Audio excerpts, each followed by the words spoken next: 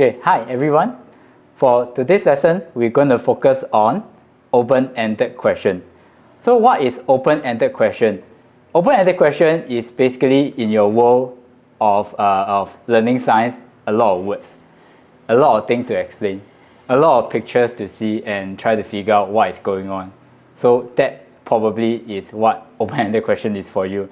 And yes, one of the reasons why you find that it's the most difficult things to do is because that when you first learn about science or anything at all, you just see a lot of pictures and basically your world is about getting to know everything around you by looking at it, feeling it, touching it, and then trying to figure out what's going on. But as you grow older, you will soon find that some of the things that you see cannot be very well translated if, let's say, you don't put it down in words. So words is in a way how we learn science to give a bit more details as compared to, oh, okay, I just look at the things around me and I vaguely talk about it. So sometimes people understand because they have seen it before. Sometimes people do not understand because they have not seen it before. So this is the reason why open-ended question is one of the most, I think the toughest thing to do for primary school students. And this is the reason why I think it calls for me to shoot a video to especially explain this part for you. Okay, and let's go back to talk about some of the things that you always hear from a teacher or you have always encountered in your journey of learning science. So one of the things that you might be doing in a science paper is, okay, I wrote a lot. Okay, I wrote a lot. So I wrote a lot. I try to explain every single thing because my teacher always say I lack detail. So I write every single thing I know about the question. But however, the disappointment always comes when the paper comes back to you and you look at it, it is mostly getting a 0 for the questions. So you feel very disappointed. Yeah, so I'm going to explore into this lesson why this is the case. Okay, statement number 2 that you have heard from a teacher is this. My teacher always says that I have missing keyword. So they keep emphasizing to you that when you do science, you look at the marks, you should think about how many keyword is expected. So as a result of that, you only focus on keyword. You know, so much so to a point that I've ever seen a student doing this before, which is the entire question, the entire answer. There's no statement, it's just point form. So A, point B, point C. So they say that, oh, because you want keyword, right? So I just write the keyword. I just remove all the connectors and all the explanation, all the statements. I just write keyword. Okay, so this is also one of the things that teacher commonly see. Because they keep saying you're missing out keyword, and as a result of that, you only write keyword, which is also wrong. Okay, statement number 3 that you might have heard from a teacher is he or she does not understand what you are talking about. Okay, so this part has a little bit got to do with your ability to form proper sentences. So what I would say is that probably if let's say you are really not that fantastic in writing sentences, maybe you can write shorter sentences to bring out the idea. But this is also the number 3 top complaint of teachers. So number 1, you write a lot, but however, very hard to read. As a result of that, I don't know what you're talking about as well. Number 2, you're missing keyword. So you wrote a lot, but some of the points actually hit the keyword, but however, mostly you are not getting the keyword. And last but not least, doesn't understand what you are saying. So either you have poor language sentence structures that I don't understand, or you have a lot of grammatical error, spelling error, so on and so forth. So these are things that when you are very young, in primary 3 and primary 4, when you first started learning science, it's okay for you to have all this error, but you must not make it to the point of people having problem understanding you. Yeah, so this is also something that you need to gradually build up to have less error in your languages as well. Okay, so these are, I think, the top 3 things that you have been hearing from a teacher.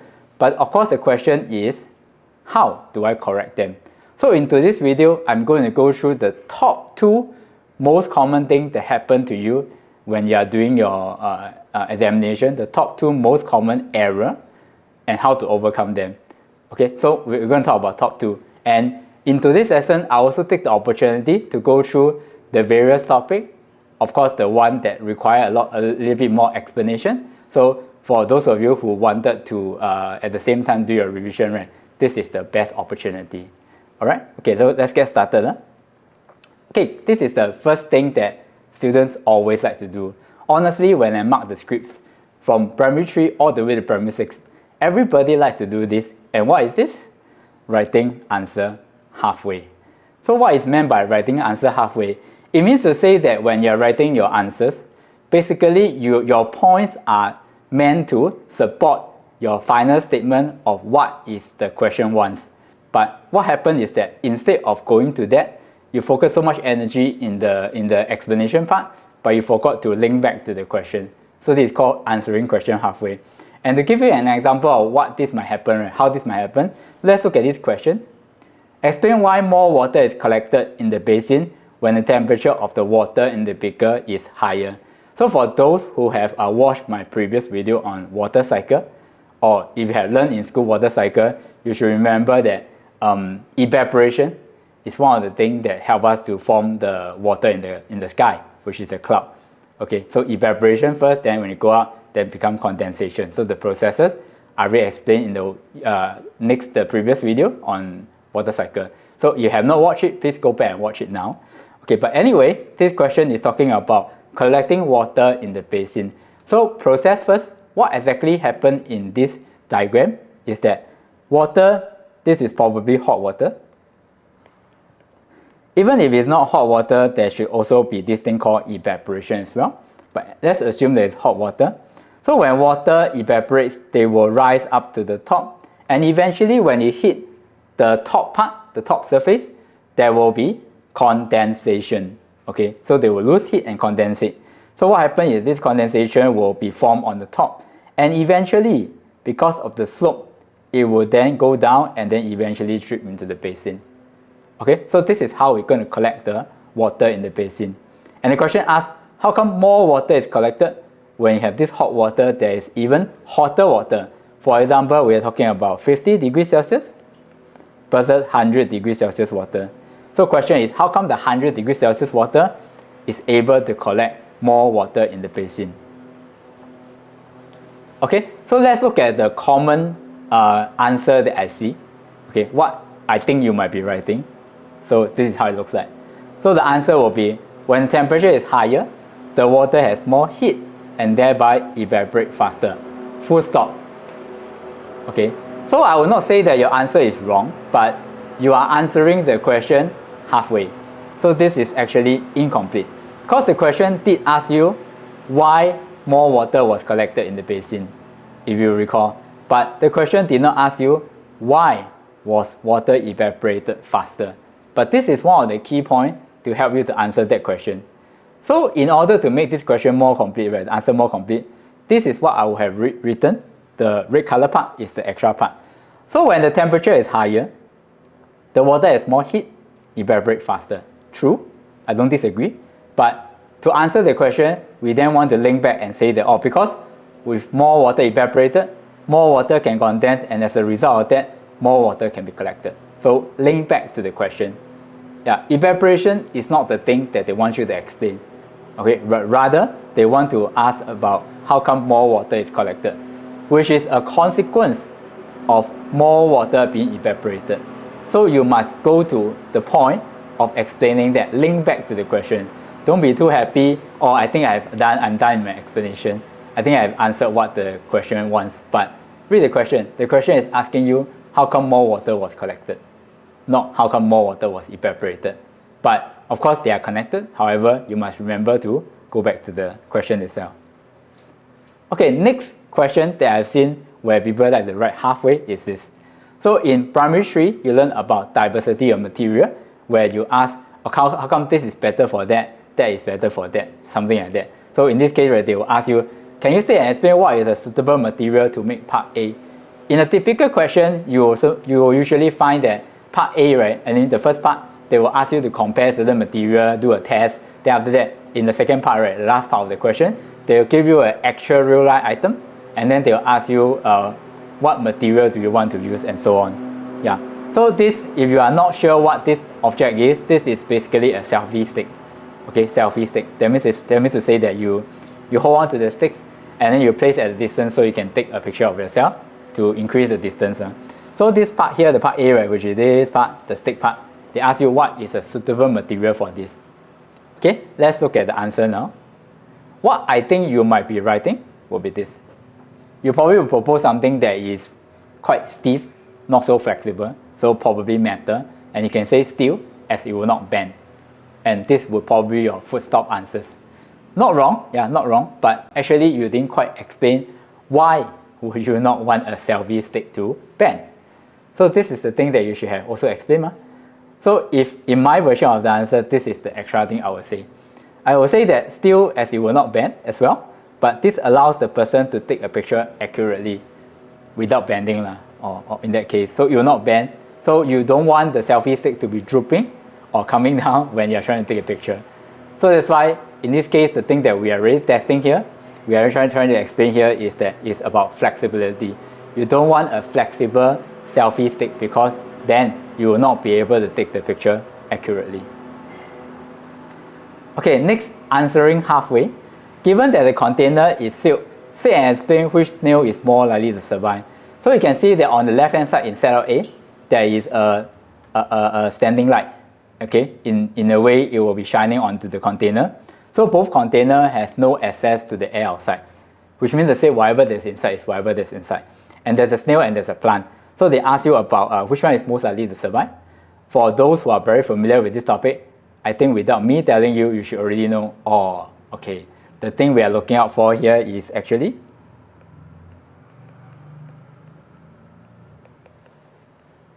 correct?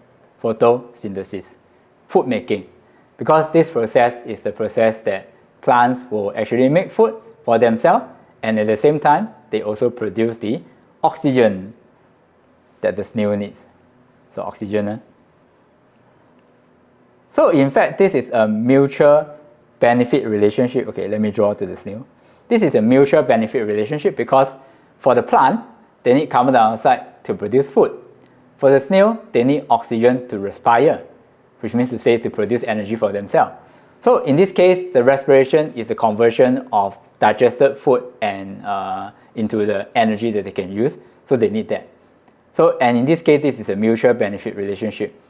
And if you understand all these things that I just said, then you should be able to answer this question fairly well. But what I commonly see as the answer, which I think is answering halfway, is like that.